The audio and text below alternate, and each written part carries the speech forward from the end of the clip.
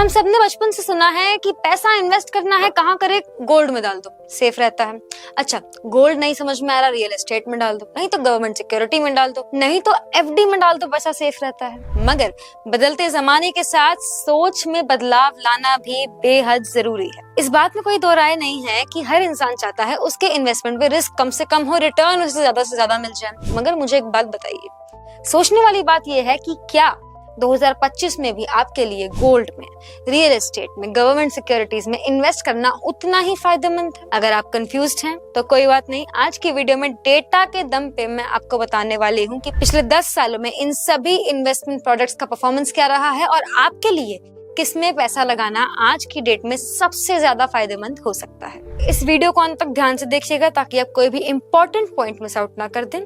शुरू करते हैं आज की वीडियो को। बिना इधर उधर की बात किए पॉइंट पे आती हूँ। सबसे पहले आपको डेटा दिखाती हूँ, मगर इससे पहले कि मैं आपको डेटा दिखाऊं, आपको ये बात बता दूं कि ये डेटा हमारा नहीं है, ये रॉयटर्स, रेफिनिटिव, नेशनल हाउसिंग बैंक और एएसएमएफ से लिया गया है। ऑल्सो इकोनॉमिक टाइम्स की वेबसाइट पे भी ये डेटा पब्लिश्ड है, उनके आर्टिकल में पब्लिश्ड है। तो रिलायबिलिटी जो है इस डेटा की, उस पे कोई सवाल नहीं उठता, एकदम रिलायबल डेटा है, आप खुद भी जाके चेक कर सकते हैं। तो आप समझते हैं अलग अलग एसेट क्लासेस का परफॉर्मेंस पिछले 10 साल का। Mid cap equities, Nifty mid cap 150 TRI ने पिछले 10 सालों में दिया है 18.4% का एनुअलाइज्ड रिटर्न। ये सिर्फ एक नंबर नहीं है, इसका मतलब है कि आपका पैसा हर 4 साल में रफली दुगना हो रहा है, डबल हो रहा है।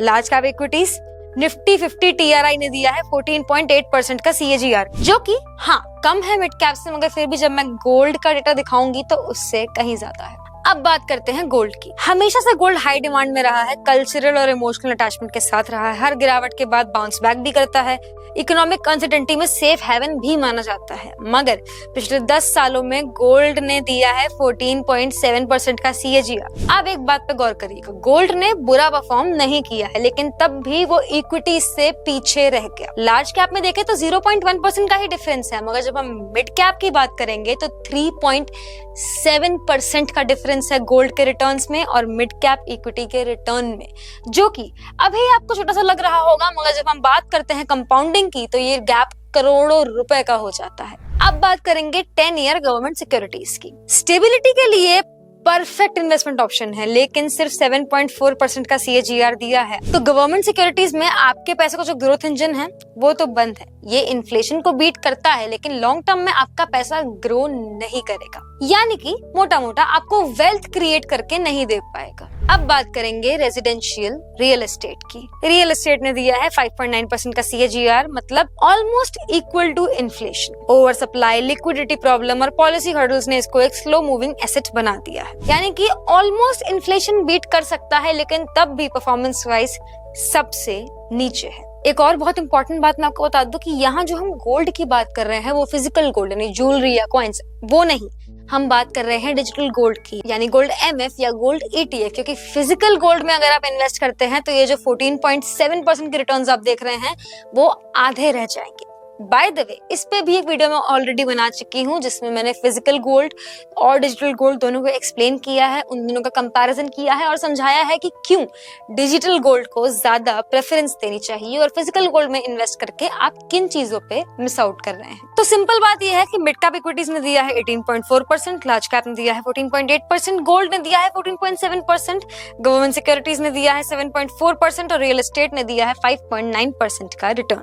रिटेल इन्वेस्टर्स के लिए यहाँ पे कुछ बातें बहुत साफ हैं, कुछ की टेकअवेज है जो उनको समझने चाहिए। पहला, अपने इन्वेस्टमेंट्स को डेटा ड्रिवन रखे, ना कि इमोशन ड्रिवन। दूसरा, लॉन्ग टर्म पेशेंस के साथ, लॉन्ग टर्म अप्रोच के साथ एक लंबे समय के सिनेरियो में इक्विटीज अनबीटेबल हैं। और तीसरा, सिर्फ सेफ एसेट्स में रखना अपना पैसा आपकी ग्रोथ को हैम्पर कर सकता है।